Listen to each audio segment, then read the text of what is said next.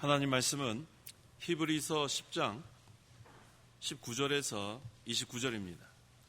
히브리서 10장 19절부터 봉독합니다. 그러므로 형제들아, 예수님의 피로 지성소에 들어갈 담대함을 우리는 가지고 있다.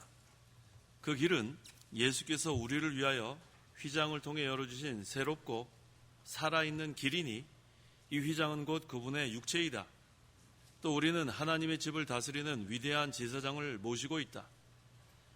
우리의 마음은 핏부림을 받아 양심의 악으로부터 벗어났고 우리의 몸은 맑은 물로 씻음을 받았으니 확신에 찬 믿음으로 참된 마음을 가지고 하나님께 나아가자.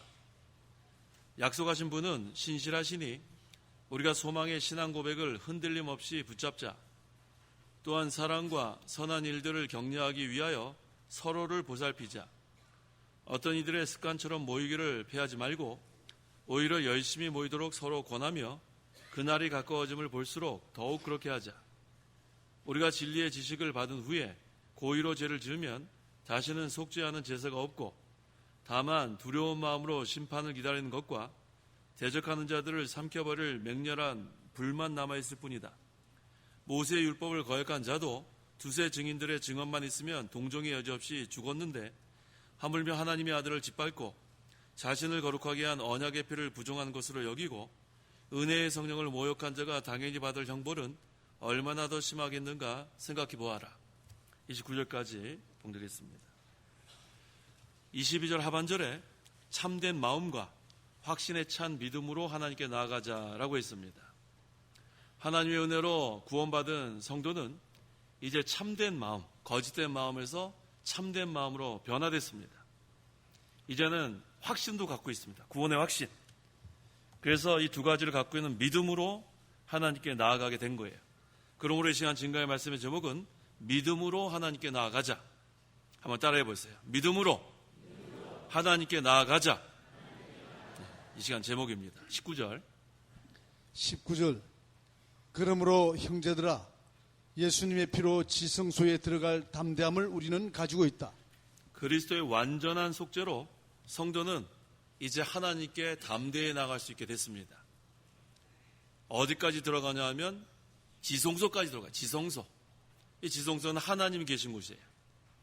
지성소에 들어간다는 것은 하나님 앞에 나아간다, 그런 뜻입니다. 은혜의 보좌 앞에 나아간다. 그래서 에베소서 3장 12절에 우리는 그분 안에서 담대함을 얻고 그분을 믿음으로 담대함과 확신을 가지고 하나님께 나아간다. 하나님 앞에 나아갈 수 있는 것은 의인만 나아갈 수 있어요. 의인만. 죄인은 못 나갑니다. 왜? 하나님은 의의 하나님이기 때문에 불의한 자도 못 나가고 죄인도 못 나가는데 우리는 예수님의 피로 그랬어요. 19절에. 예수님의 피로, 지성소는 하나님 앞입니다. 하나님 앞에 나아갈 수 있는 담대함을 얻게 되었습니다. 20절.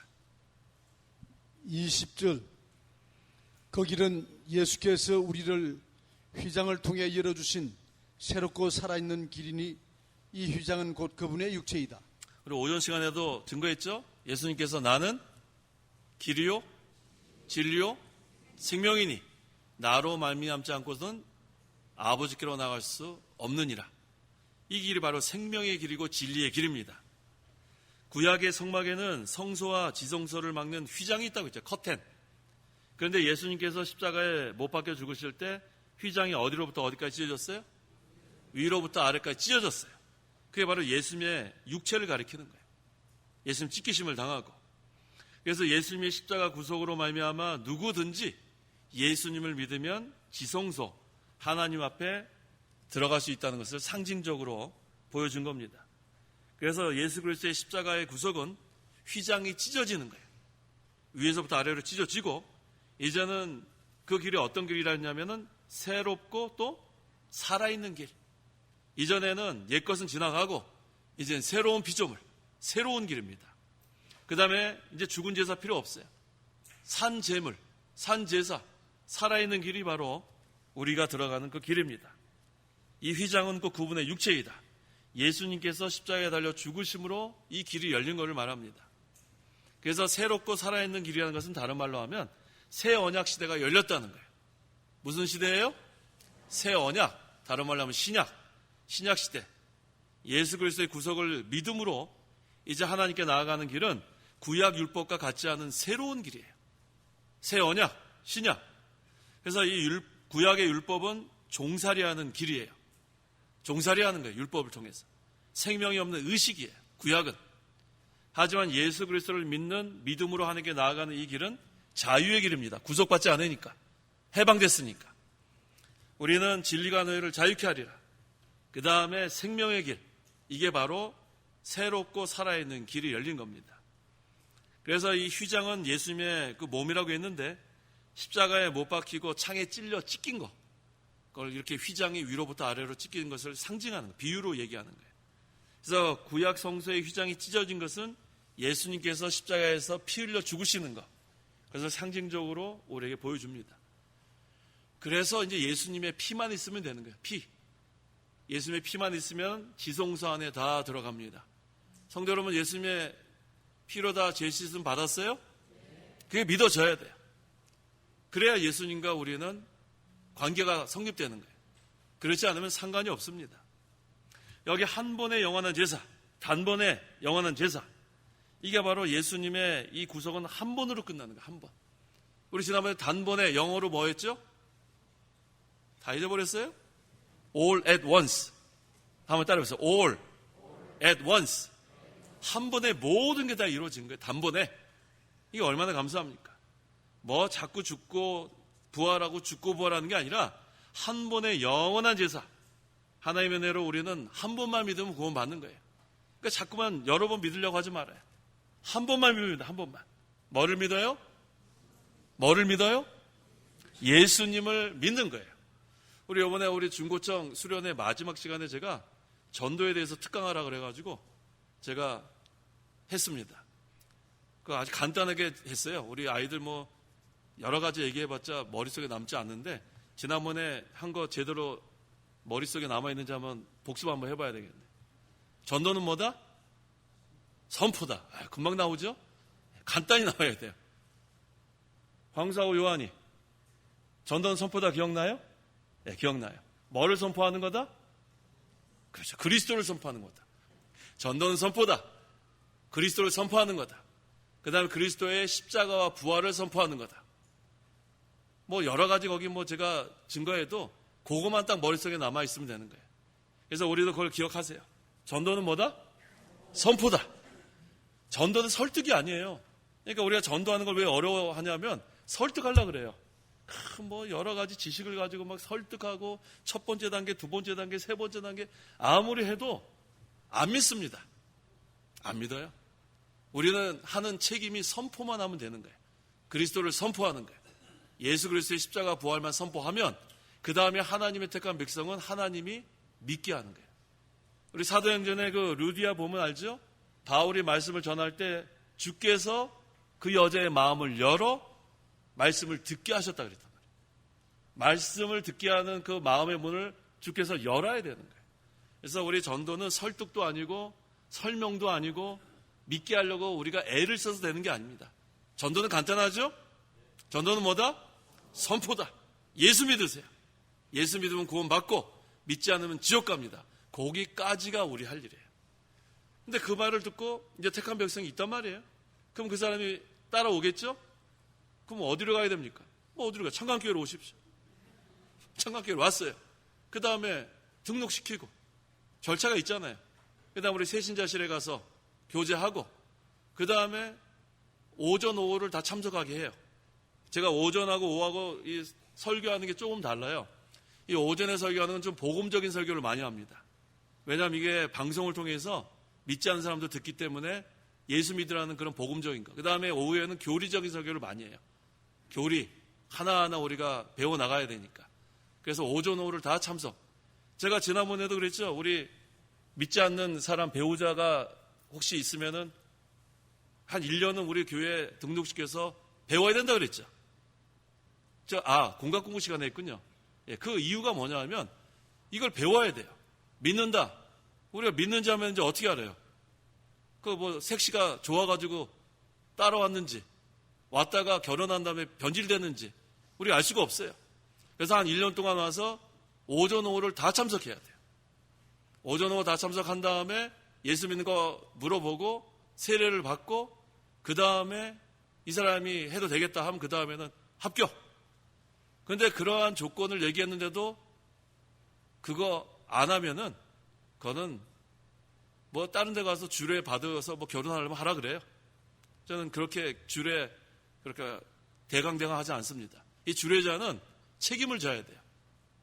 앞으로 이 사람이 믿음의 가정을 이루어야 되는가 이루지 않는가 책임이 있기 때문에 뭐 주례자가 뭐 아무나 주례해주면 안 되죠. 맞죠? 그게 맞는 것 같아요? 네. 불만 갖는 사람 없죠? 네.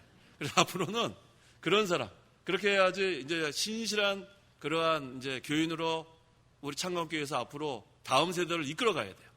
그래서 잘 양육받으면 그 다음에 반사도 하고 그렇게 되면 아주 좋은 그러한 성도로 양육이 되는 거예요. 그러니까 전도는 거기까지 선포하고 만약 믿겠다고 따라오면 가르쳐서 양육하는 데까지. 그 다음에 마태복음 20장 마지막에 뭐라 했어요? 성부와 성자와 성령의 이름으로 한번 보세요.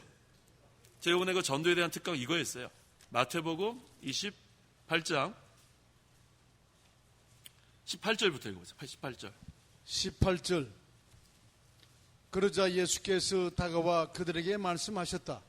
하늘과 땅의 모든 권세를 나에게 주셨으니 그러므로 너희는 가서 모든 민족을 제자로 삼아 그들에게 아버지와 아들과 성령의 이름으로 세례를 주고 내가 너희에게 명령한 모든 것을 가르쳐 지키도록 하라. 보아라, 내가 세상 끝날까지 항상 너희와 함께 있을 것이다. 자, 제가 말씀드린 그 요약이 됐죠? 네. 모든 민족에 가서 그들을 제자로 삼아라. 말씀을 선포해라. 그 다음에 아버지와 아들과 성령의 이름으로 세례를 주고 한 1년 동안 잘 양육받아서 이제 믿음이 확실한가? 그러면은 물세례 주는 거예요. 그 다음에 명령한 모든 것들을 그들에게 지키도록 가르쳐라. 그런 다음에 보아라, 내가 세상 끝날까지 항상 너희와 함께 있을 것이다. 요번에 제가 특강에 있는 거 다 기억나요? 잘 들었네. 나 조는 줄 알았더니 잘 들었어요. 우리 학생들이 잘 들었군요. 저는 뭐 대충 들은 줄 알았더니 다 기억나요? 네, 잘했어요. 그러니까 전도는 우리가 그겁니다. 선포만 하면 되는 거예요. 선포. 거기까지가 우리 책임. 그 다음에 선포한 다음에는 우리 따라오면 그 다음에 등록시키고 그 다음에 믿으면은 세례를 주고 그 다음에 계속해서 말씀 순종하도록 가르쳐주는 게 우리의 사명입니다. 자, 21절. 21절. 또 우리는 하나님의 집을 다스리는 위대한 제사장을 모시고 있다. 구약시대 성전에는 성전을 다스리는 대제사장이 있었습니다. 근데 신약시대 교회에는 누가 우리를 다스려요? 예수님, 위대한 대제사장이 여기 뭐라 그랬습니까? 하나님의 집을 다스리는 위대한 제사장을 모시고 있다. 위대한 제사장이 누구예요? 예수님이에요. 예수. 감사하죠? 그래서 예수님은 지금 부활승천하셔서 하나님 오른쪽에서 하나님의 집이 어디예요? 교회죠, 교회. 교회를 다스리십니다. 22절. 우리 22절을 이쪽 줄만 읽어보세요. 이줄 22절 같이. 자, 22절 시작. 22절 읽으세요.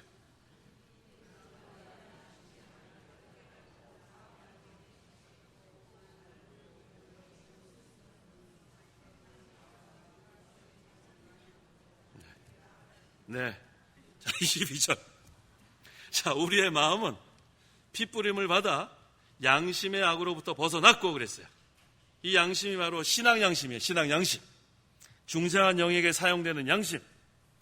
그래서 이 중생한 영에게 사용되는 양심은 진리의 감동을 받습니다. 또 성령의 감동을 받아요. 그래서 양심의 악으로부터 벗어났다는 것은 이제 회개하는 거예요. 회개하니까 이제 양심이 편안해지는 거예요. 그래서 죄를 지면은 이 신앙 양심이 괴롭습니다. 우리 죄 짓고 나면 마음 편안해요? 편안해요? 편안하지 않아요. 그러니까 우리는 회개하죠? 회개하게 되면 양심의 악으로부터 벗어납니다. 그 다음에는 마음은 핏부림을 받아 그랬죠. 성도들의 마음에 예수 그리스도의 피를 뿌려 깨끗하게 씻어서 우리는 죽었던 영이 다시 살아났습니다. 베드로전서 1장 2절. 2절. 곧 하나님 아버지의 미리 아심을 따라 성령의 거룩하게 하심으로 예수 그리스도께 순종하고 그분의 핏부름을 얻기 위하여 택함을 받은 자들에게 편지를 쓴다. 너희에게 은혜와 평강이 더욱 많을지어다. 자, 성도는 예수 그리스도의 십자가의 구속의 피로 죄 사함을 얻었다고 했어요. 구원받았다. 그래서 구약 시대에는 그 피를 뿌려서 정결하게 하는 의식이 있었어요. 그 예레미야 3장 1절 2절, 레위기 3장 1절 2절에 거기 보시면 피를 뿌려서 정결하게 하는 의식을 행했어요. 그래서 이 피를 뿌린다는 것은 깨끗하게 한다 그런 뜻이에요. 정결하게 한다. 그래서 우리의 마음을 먼저 피 뿌림을 받았다는 것은 우리의 마음을 먼저 깨끗하게 했다 그런 뜻이에요. 깨끗하게 했다. 그 다음에 이제 우리의 몸을 좀 깨끗하게 해야 되는데 뭘로 깨끗하게 씻음 받아요? 뭘로? 맑은 물로. 근데 물이 뭐예요? 하나님 말씀이에요. 에베소서 5장 26절에 물은 하나님 말씀입니다. 그래서 우리가 이미 예수님의 피로 깨끗함을 받았는데 이제 하나님의 말씀으로 점점 깨끗해져 나가는 거예요. 구원을 받았는데 점점 구원을 이루어 나간다. 그렇게 해석할 수도 있어요.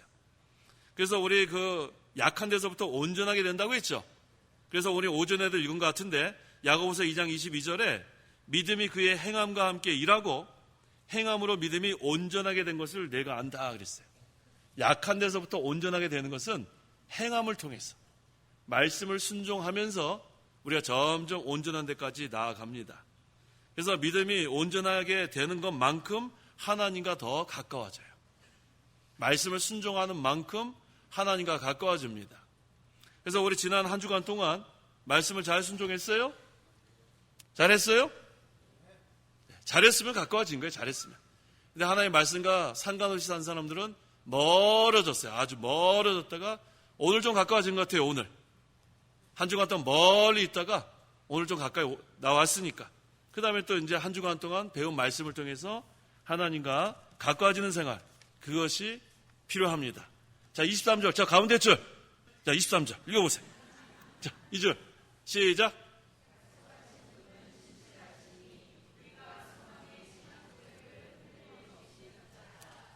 자, 23절에 약속하신 분은 신실하시니 우리가 소망의 신앙 고백을 흔들림 없이 붙잡자. 자, 신실이라는 말이 중요해요. 신실. 신실이라는 말은 변함이 없다 그런 뜻이에요. 변함이 없다. 미쁘시다 같은 뜻이에요. 신실하다, 변함이 없다, 미쁘시다. 영어로 하면은 faithful. 우리 faith가 뭐죠? 믿음. 그 다음에 faithful은 신실하다 그런 뜻이에요. 그러니까 신실한 사람은 믿음이 있는 사람이에요. faith에다가 그 형용사 FUL을 붙이면은 그 다음에는 신실한 그런 뜻이 됩니다. 그래서 신실한 사람은 믿음 있는 사람이고 믿음 있는 사람은 변함이 없어야 돼. 변함. 한번 딱 약속했던 걸 지켜나가야 합니다. 우리 하나님께서 신실하시기 때문에 언약을 다 성취하셨어요. 하나님이 언약하신 다음에 에이 안 해야 되겠다. 큰일 나는 거예요.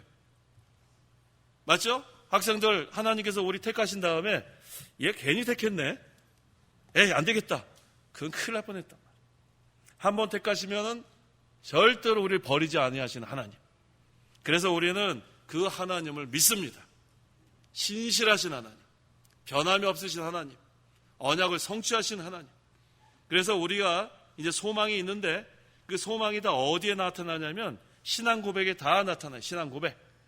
그래서 우리 16세기 또 17세기 여러 가지 우리 그런 그 요리 문답, 그다음 신앙 고백서, 그 우리 청교도 신앙 그 가지고 있는 또 개혁주의 신학자들이 만든 그 신앙 고백이 참 중요합니다. 참 중요해요. 그래서 우리가 제가 뭐 따로 이렇게 뭐 하이델베르그 요리 문답, 뭐 이렇게 소요리 문답 이렇게 따로 우리 공부하지는 않지만 제 설교에는 그런 것들이 다 포함되어 있어요. 설교를 통해서 제가 그런 교리들을 다 증거하고 있습니다. 왜? 그러한 신앙 고백을 여기 뭐라 그랬습니까? 흔들림 없이 붙잡아야 되기 때문에. 그래서 이 설교 시간에는 다른 거 전할 시간이 없어요. 다른 거 뭐 여러 가지 제가 뭐 예화 그런 거 준비 안 합니다. 예화 준비 안 하고 혹시 이렇게 하다가 필요한 그런 뭐 예화가 있으면 즉석에서 하지 전 뭐 예화 따로 준비하지 않아요. 이 말씀 전하는 것만 해도 시간이 없어요. 그래서 우리 설교자는 항상 그 설교하는 방법이 우리 이 목사님한테 배웠는데 아무리 긴 본문이라도 마지막에 딱 하나만 딱 나와야 돼요. 오늘 아침에는 뭐가 딱 하나 딱 나왔어요? 주님을 신뢰하는 자는 복이 있습니다. 뭐 여러 가지를 증거해도 주님을 신뢰하는 사람이 복이 있구나. 그러면 신학가에 심은 나무와 같이 항상 입이 푸르고 그 다음에 열매를 맺는구나. 그래서 어떤 설교를 해도 이리 갔다 저리 갔다 하면 안 돼요. 그래서 인용하는 성경 구절 너무 많이 하면 안 돼. 설교자는 5개 넘게 하지 말라 그랬어요. 우리 이 목사님 저한테 말씀하셨는데 이 인용하는 건 너무 많은 사람은 설교 준비 제대로 안 한 사람이래. 설교할 게 없으니까 이것 찾고 저기 찾고 뭐 10몇 개 그거는 준비 안 한 거라고 목사님이 그때 가르쳐 주시더라고요. 그래서 저도 이전에는 설교할 때 성경 구절을 막 많이 찾아야 잘하는 줄 알았어요. 왜? 제가 성경을 많이 하는 것 같거든요. 근데 다 쓸데없는 거예요. 쓸데없는 거예요. 성경 구절 많이 하는 건 준비 안 한 거예요. 준비 안 한 거. 그걸 다 자기가 소화해가지고 성경 구절은 본문에서 그거 쭉 이걸 이끌어 나가는 설교가 우리 이 목사님 그렇게 가르쳐 주셨어요. 그래서 우리 목사님 설교 이렇게 들어보시면 우리가 기억나죠? 뭐 설교 엄청나게 막 기는데 쭉 하다 보면 나중에 하나만 딱 남는 거예요. 그걸 가지고 한 주간 동안 기도하는 거예요. 설교장 그렇게 하라고 제가 그때 배워서 그때부터는 제가 설교하는 방법을 바꿨어요. 이전에 저는 미국에 있을 때 우리 이용규 목사님 밑에서 한 7년 동안 부목사 그렇게 제가 생활을 했어요. 그때 이 목사님은 또 달라요. 우리 이병규 목사님하고 스타일이 달라서 대지 소지를 항상 만들어 간 다음에 목사님한테 한번 점검 받고 설교할 수 있었어요. 근데 거기다가 더 힘들었던 건 뭐냐면 글자 수가 틀리면 안 돼요. 대지 글자 수 3개가 똑같아야 되고 근데 소지 글자 수 똑같아야 되고 그래서 그거 한번 설교 이렇게 어른 예배 설교라 그러면 그날부터 소화가 잘 안 돼요. 글자가 잘 안 맞아요. 글자가 이거를 뭐 살아나가마다가 3 뭐 이렇게 막 바꿔야 돼가지고 글자 하나 틀리면 다시 해오라고 한단 말이에요. 그래서 거기에 제가 엄청나게 신경 써갖고 제가 한 10년 됐잖아요. 지금 창간교회 온 지. 와가지고 처음에는 제가 그거대로 했어요. 문단 나누는 게 제가 잘합니다. 문단을 딱 나눠가지고 대지 3개 딱 하고 지금도 그래서 딱 보면은 자꾸 그런 것들이 보여요. 세 가지 대지, 그 다음에 소지 그렇게 하고 제가 이렇게 했는데 제가 이렇게 하면서 우리 목사님 설교를 들으면서 두 분의 그 장점이 또 있어요. 장점. 큰 목사님, 작은 목사님 장점이 있어서 제가 두 분한테 아주 많이 배웠어요. 그래가지고 그 2가지를 다 해가지고 깨달은 게 바로 그거예요. 자꾸만 다른 데로 가지 말자. 제가 지금 이렇게 원고 가지고 하잖아요. 원고. 이걸 원고 설교라 그러는데 이거 원고 설교할 때 이걸 줄줄 읽으면 안 된다고 또 배웠어요. 그건 또 웨스트민스터 신학교에서. 그래서 어떤 사람은 한 번도 성도 여러분 얼굴을 보지 못해. 이것만 봐요. 소망의 신앙 고백. 소망은 그리스도로 말미암아 얻은 구속과 이런 소망입니다. 그 다음에 이거 놓치면 또 큰일 나는 거예요. 바람 한번 불면 큰일 나요. 바람 한번. 그 다음부터는 근데 그러면 안 됩니다. 설교자는 정전이 돼도 해야 돼. 정전이 돼도. 그러니까 머릿속에다가 다 집어넣고 그 다음에 이거는 왜 이렇게 갖고 있는가? 삼천포로 빠질까 봐. 자기가 성경 말씀만 딱 전해야 되는데 뭐 이렇게 하다 교인들의 반응이 좋단 말이에요. 막 분위기 좋고 그러면 신이 나가지고 딴소리 신나게 합니다. 그 다음에 이제 할 거 보니까 어디 하다가 그런 거 많이 있어요. 제가 이렇게 하는 건 우리 교회 설교하시는 분들은 잘 명심하시라는 거예요. 잘 명심하시라. 인용구 너무 많이 하지 말 것. 딱 한 가지만 붙들고 뭐 잘하려고 할 것도 없어요. 뭐 우리가 잘해봤자 뭘 잘하겠어요. 목사님한테 배운 거 그대로 잘 이어나가는 거 그게 잘하는 거예요. 그러니까 쓸데없는 얘기 하지 마요. 여기서 쓸데없는 얘기. 뭐 자기 자랑도 하면 안 되고 뭐 쓸데없는 예화도 하면 안 되고 그저 우리는 소망의 신앙 고백을 흔들림 없이 붙잡을 수 있도록 말씀만 전하면 됩니다. 성도 여러분 맞죠? 예, 전 그렇게 배웠어요. 그렇게 하려고 지금 부단히 노력을 하고 있습니다. 자, 24절 2줄 다시 해야 되겠어요. 2줄. 24절 읽으세요. 시작.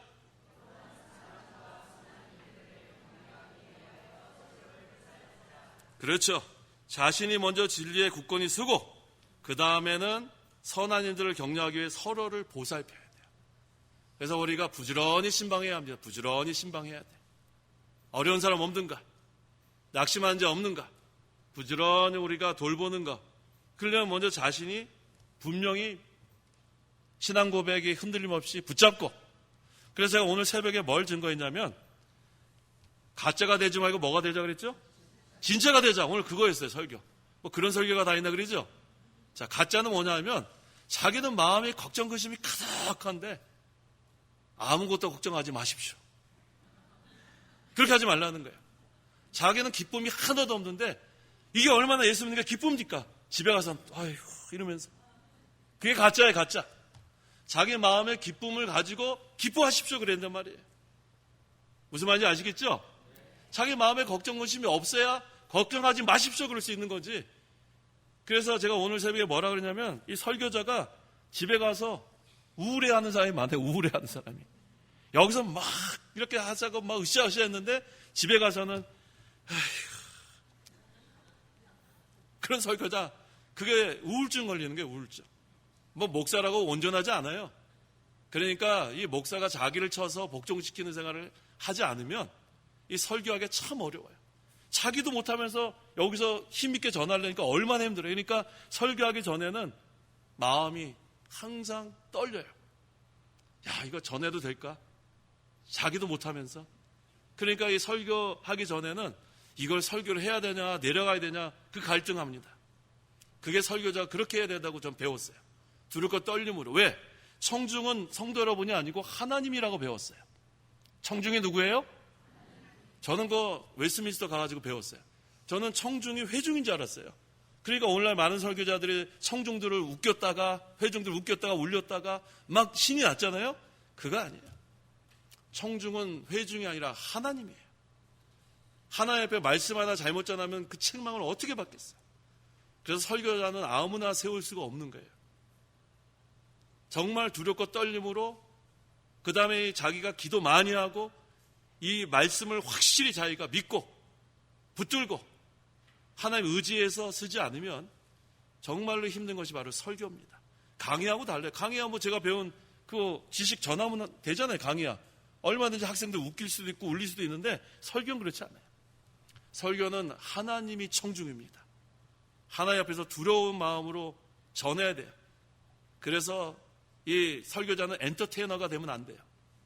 사람 웃기고 울리고 그거는 엔터테이너들이 얼마나 할 수 있어요. 하지만 설교자는 그렇게 하면 안 됩니다. 자기가 먼저 소망의 신앙 고백을 흔들림 없이 붙잡고 그 다음에 자기 마음속에 평강을 가지고 평강을 전해야 되고 기쁨을 가지고 기쁨을 전해야 되고 자기가 먼저 걱정하지 말고 걱정하지 말라 그래야 되고 그러니까 얼마나 이게 힘든지 모릅니다. 그래서 우리 성도 여러분들은 이 설교자를 위해서 제가 늘 기도해 달라는 게 바로 그거예요. 설교자는 이 마이크인데 마이크가 무슨 힘이 있습니까? 그래서 기도를 많이 해 주셔야 됩니다. 자, 25절 저 마지막 줄. 조병구 목사님 줄. 자, 25절 시작.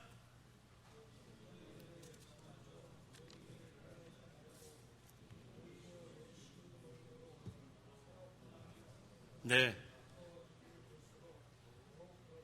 좀 빨리 읽으세요, 빨리. 자, 어느 시대나 이 모이기를 폐하려는 사람들이 있습니다. 어느 시대나. 그러니까 사람들이 모이려고 하지 않아요. 예배당에 나오려고 하지도 않고 또 진리를 사모하지도 않고 그러니까 결국은 하나님께서 예비하신 은혜와 복을 받지 못합니다. 모여야 돼, 모여야 돼. 열심히 모여라. 열심히 모여서 하나님께 예배하고 하나님께 찬양하고 기도하고 그래야 하나님께서 예배하신 풍성한 은혜와 복을 내려주십니다. 그래서 이번에 우리 그 사경회 개최하죠? 예, 사경회 이번에 8월 사경회죠. 1년에 우리 3번 합니다. 우리 목사님께서 수십 년 하신 거예요. 1월, 5월, 8월. 이 마지막 때에 이 모이기를 폐하는 사람들이 많지만 우리는 모이려고 힘을 써야 돼요. 이 사경회가 그래서 중요합니다. 제가 지난번에 말씀드렸지만 1904년에 영국 웨일즈에 대부흥이 일어났어요. 1904년. 그 다음에 1907년에 우리나라 평양 대부흥이 있었습니다. 그때 영국이 상당히 부흥했고 우리나라가 부흥했어요. 불과 3년밖에 차이가 나지 않아요. 그런데 오늘날의 영국은 기독교, 우리처럼 이렇게 모여서 신앙생활하는 사람들이 3%에서 6%밖에 안 돼요. 그 영국이 어떻게 그렇게 됐는지. 하지만 우리나라는 뭐 지금 뭐 기독교가 어쩌니 저쩌니 해도 많이 모이지 않습니까? 그 원동력이 뭐냐면 사경회예요. 사경회는 다른 말로 하면 성경 공부예요. 성경 공부. 바이블 스터디. 뭐 여러 사람들이 한 번씩 설교하는 그런 게 사경회가 아니고 우리 목사님처럼 한 사람이 성경 본문을 정해서 한 사람이 쭉 성경을 공부시키는 게 사경회예요. 한 사람씩 설교하는 게 무슨 사경회예요? 그렇지 않습니다. 사경회는 우리 평양 대붕 때부터 우리 목사님 또 스승도 그렇게 하셨고 우리 이 목사님도 그렇게 하셨고 그것을 우리가 계대해서 부족하지만 제가 좀 이어나가는 겁니다. 그래서 이 사경회 시간, 이 마지막 때에는 모이기를 피하는 사람들이 많지만 우리는 더 열심히 모이려고 힘을 써야 된다는 것. 이게 바로 여기 히브리서 이 10장에 있는 이 말씀, 우리가 그대로 순종하는 겁니다. 26절에서 27절. 26절 우리가 진리의 지식을 받은 후에 고의로 죄를 지으면 다시는 속죄하는 제사가 없고 다만 두려운 마음으로 심판을 기다리는 것과 대적하는 자들을 삼켜버릴 맹렬한 불만 남아있을 뿐이다. 자, 이 고의로 죄를 짓는 거, 이전에 고범죄라 그랬나요? 네. 이 고의로 죄를 짓는 거, 이것은 뭐냐면 그리스도의 구속의 진리를 일부러 반대하는 거예요. 일부러 반대하는 거. 고의로 죄를 짓는다는 것은 계속 짓는다는 거예요. 이게 무슨 얘기입니까? 끝까지 믿지 않는다는 거예요. 불신자의 죄를 말합니다. 내가 알면서 짓는 죄, 뭐 여러 가지 그렇게 해석하는 사람도 있는데 우리 목사님 강의에서 이건 불신자의 죄라고 분명히 우리에게 가르쳐 주셨어요. 그러니까 불신자는 끝까지 계속해서 죽을 때까지 예수님 믿지 않으니까 결국은 여기 있는 말씀 그대로 맹렬한 불만 남아있을 뿐이다. 이렇게 해석하면 되겠습니다. 그 다음에 28절에서 29절. 28절 모세의 율법을 거역한 자도 두세 증인들의 증인만 있으면 동정의 여지 없이 죽였는데 하물며 하나님의 아들을 짓밟고 자신을 거룩하게 한 언약의 피를 부정한 것으로 여기고 은혜의 성령을 모욕한 자가 당연히 받을 형벌은 얼마나 더 심하겠는가 생각해 보아라. 모세의 율법을 거역한 자를 두세 명의 증인만 있으면 죽였어요. 레위기 24장 13절 이하에 그렇게 나와요. 하나님을 저주하는 자, 여호와 이름을 모독하는 자 다 죽였습니다. 또 신명기 22장 22절에 간음한 사람도 죽였습니다. 그 다음에 신명기 19장 15절에는 사람이 범한 모든 죄에 대해서 어떤 악이나 죄에 대해서 증인을 하나만 세우지 말고 두 증인의 증언이나 세 증인의 증언으로 그 사건을 확정하여라. 자, 이와 같이 구약시대에 두세 증인들의 증언으로 죽였는데 이 모세의 율법을 범한 자가 형벌을 받아 죽임을 당했다면 예수 믿지 않는 사람의 죄는 더 크다는 거예요. 불신자의 죄, 이게 바로 고의로 죄를 짓는 겁니다. 그래서 복음을 듣고도 믿지 않는 사람들, 어떤 사람은 그래요. 사랑의 하나님이 지옥에 보내겠느냐? 지옥에 보낼까요? 안 보낼까요? 보내 안 보여요? 학생들. 예수 믿지 않는 사람 지옥 가요? 안 가요? 지옥 간단 말이에요. 하나님이 사랑의 하나님인데 보낼 리가 있습니다. 왜? 여기 분명히 그랬잖아요. 구약시대에 모세의 율법을 범한 사람도 죽였는데 지금 하나님의 복음을 믿지 않는 사람 지옥 가는 거는 이건 뭐 분명합니다. 그래서 이 하나님의 아들이신 예수 그리스도를 통하여 이 주신 구속의 도래를 받지 않는 자, 믿지 않는 자, 여기 우리 성경에는 뭐라고 그랬냐면 하나님의 아들을 짓밟고 자신을 거룩하게 한 언약의 피를 부정한 것으로 여기고 은혜의 성령을 모욕한 자라고 구체적으로 여기서 증가하고 있는 거예요. 이게 얼마나 악한 죄입니까? 그래서 우리가 이렇게 믿음으로 하나님께 나오게 한 것이 하나님의 은혜예요. 오늘 제목이 뭐였죠? 믿음으로 하나님께 나아가자. 이 믿음도 하나님의 선물이에요. 이게 얼마나 감사해요. 여기 분명히 믿지 않는 자, 고의적으로 죄를 짓는 자, 불신자의 죄는 멸망, 불만, 맹렬한 불만 남아있는데 우리는 영원한 천국, 하늘나라가 우리에게 예비되어 있으니까 얼마나 감사합니까? 그래서 우리는 이 세상 떠나서 갈 영원한 본향 하늘나라가 있고 이 세상 사는 동안에도 지성소 생활을 해야 된다 그랬죠. 지성소. 지성소에 누가 계세요? 하나님이 계시는 거예요. 은혜의 보좌. 은혜의 보좌 앞에 우리가 나아가야 돼요. 긍휼하심을 받고 때를 따라 돕는 은혜를 얻기 위하여 은혜의 보좌 앞으로 담대해 나가는 생활. 이게 믿음으로 하나님께 나아가는 생활입니다. 기도하십시오. 기도하겠습니다. 하나님 아버지 감사합니다. 허물과 죄로 영원히 죽을 수밖에 없는 죄인들, 지옥에 갈 수밖에 없는 죄인들이었지만 하나님께서 우리를 구속해 주시고 우리에게 믿음을 선물로 주셔서 하나님께 나아갈 수 있게 하심을 감사합니다. 소망의 신앙 고백을 흔들림 없이 붙잡고 또 서로 보살피고 항상 우리가 하나님께서 이루어 주시는 하나님 나라 생활하기를 원합니다. 어려운 일을 당할 때도 은혜의 보좌 앞에 나아가고 기쁜 일을 당할 때도 은혜의 보좌 앞에 나아가는 생활을 하게 도와주시옵소서. 하나님을 전적으로 신뢰하고 믿음으로 하나님께 나아가는 자에겐 하나님께서 예비하신 은혜와 복을 내려주신 걸 우리가 믿고 확신을 가지고 이 은혜의 보좌 앞에 나가는 생활을 잘 해나갈 수 있도록 도와주시옵소서. 예수님의 이름으로 기도하옵나이다. 아멘.